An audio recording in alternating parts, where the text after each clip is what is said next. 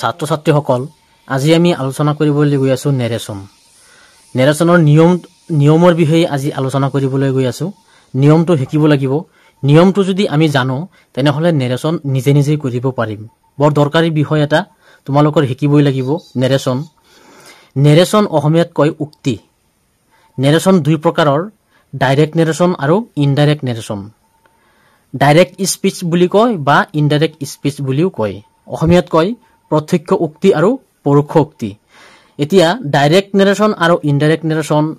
কি আমি পিছৰ ভিডিঅ'ত আলোচনা কৰিম এতিয়া আলোচনা কৰিলে ভিডিঅ'টো দীঘল হৈ যাব প্ৰেক্টিকেলত আহিম পিছৰ ভিডিঅ'ত নিয়মটো প্ৰথমতে জানিব লাগিব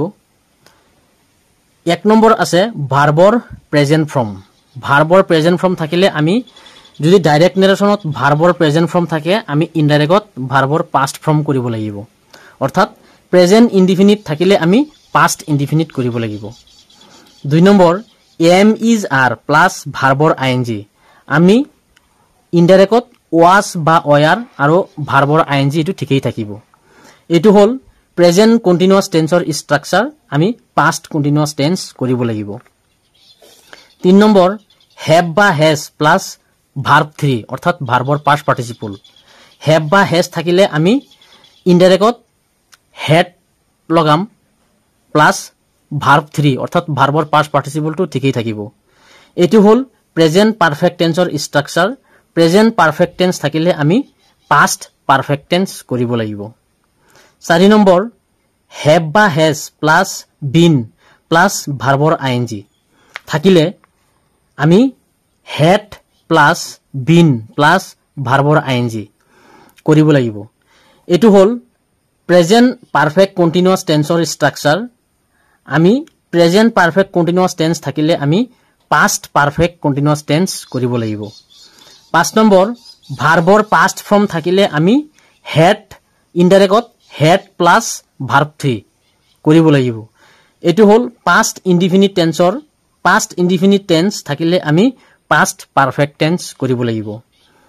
6 নম্বৰত আছে ওয়াজ বা ওয়াৰ প্লাস